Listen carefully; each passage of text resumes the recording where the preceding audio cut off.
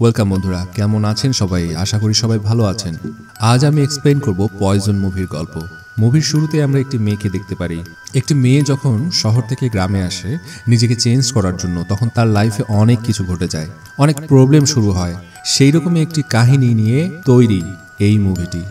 মুভির প্রথমে আমরা ডোনাল্ড নামের একজন আর্টিস্টকে দেখি। সে একটি মেয়েকে সঙ্গে করে ইন্টিমেট হচ্ছিল, তারপর তার সাথে ব্রেকআপ করে ফেলে। এরপর আমরা মুভির প্রধান ক্যারেক্টার লিলিকে দেখি। লিলি গ্রাম থেকে শহরে এসেছে তার লাইফটাকে ভালোভাবে কাটানোর জন্য। আসলে তাদের গ্রামে কোনো সুযোগ সুবিধা নেই। সে একজন আর্টিস্ট হতে চায়, তাই সে সবার প্রথমে আর্ট ক্লাসে জয়েন করে। তার ছবি আঁকতে খুবই ভালো লাগতো, আর এটাতেই সে তার ক্যারিয়ার বানাতে চায়। এখানে সে ডোনাল্ডের সঙ্গে দেখা করে, কারণ ডোনাল্ড একজন খুবই ভালো আর্টিস্ট, কিন্তু সে কোনো কারণবশত ছবি আঁকা ছেড়ে দিয়েছে। এখন সে সবাইকে ছবি আঁকা শেখায়। লিলি গিয়ে তার ক্লাস জয়েন করে। এখানে তার সঙ্গে গ্রিডিন নামে একটা ছেলের পরিচয় হয়। গ্রিডিনও ছবি আঁকা শিখতে এসেছে। তার সঙ্গে লিলির ভালো একটা বন্ধুত্ব তৈরি হয়, আর গ্রিডিন লিলিকে অনেক সাহায্য করে।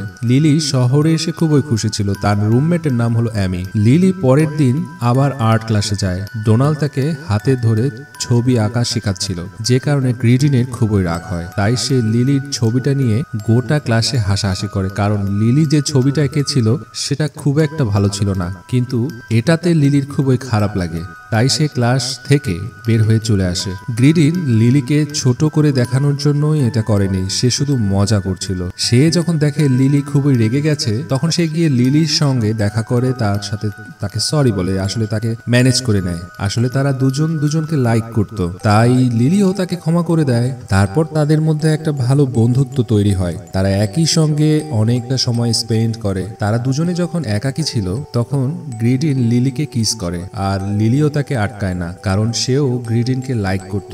এরপর লিলি নিজেকে বদলাতে চায়। সে একজন শহরের মেয়ের মতো বাঁচতে চায়, তাই সে সবার প্রথম নিজের চুল কাটে, শহরের মেয়েদের মতন চুল কাটে, ড্রেস পরে, নিজেকে শহরের মেয়েদের মতো রেডি করে। অ্যাকচুয়ালি শহরের সাথে যেন খাপ খাইয়ে যায় সেই ব্যবস্থাই করে। এদিকে ডোনাল্ডের একটা মেয়ে ছিল। একদিন ডোনাল্ড তার ওয়াইফের সঙ্গে বাইরের শহরে যাওয়ার প্ল্যান করে, তাই তারা লিলিকে বলে একদিন তাদের মেয়েকে দেখার জন্য, দেখাশোনা করতে। ডোনাল্ডের মেয়ে খুবই কিউট ছিল। লিলি আর ডোনাল্ডের মেয়ে সেদিন খুবই মজা করে। পরের দিন ডোনাল্ড বাড়ি ফিরে এসে লিলিকে তার বাড়িতে ড্রপ করে দেয়। এটা গ্রিডিন দেখতে পায়, আর সে লিলিকে বলে তুমি কি ডোনাল্ডকে লাইক করো? আসলে গ্রিডিনের মনে একটু সন্দেহ হয়েছে।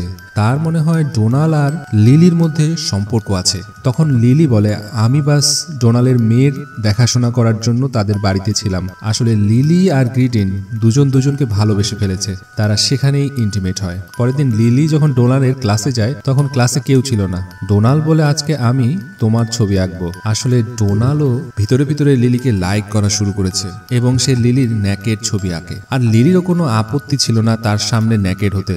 তারা একসঙ্গে খুবই মজা করে। আর এখন লিলি গ্রিডিনকে বেশি একটা টাইম দিচ্ছিল না। সে দিনের বেশিরভাগ সময় ডোনাল্ডের সঙ্গেই থাকতো। এই সব কিছুর মধ্যে আরেকজনের খুবই চিন্তা হয়, আর সেটা হলো ডোনাল্ডের ওয়াইফ। কারণ সে জানতো ডোনাল্ডের স্বভাব একদমই ভালো নয়। একদিন সেও তার স্টুডেন্ট ছিল, কিন্তু ডোনাল্ডের সঙ্গে তার সম্পর্ক তৈরি হয়, যে কারণে ডোনাল্ডকে বাধ্য হয়ে তাকে বিয়ে করতে হয়। এদিকে লিলি নিজেকে পুরোপুরি চেঞ্জ করে নিয়েছে। সে প্রতিদিনই পার্টিতে যায়, মজা করে, এনজয় করে।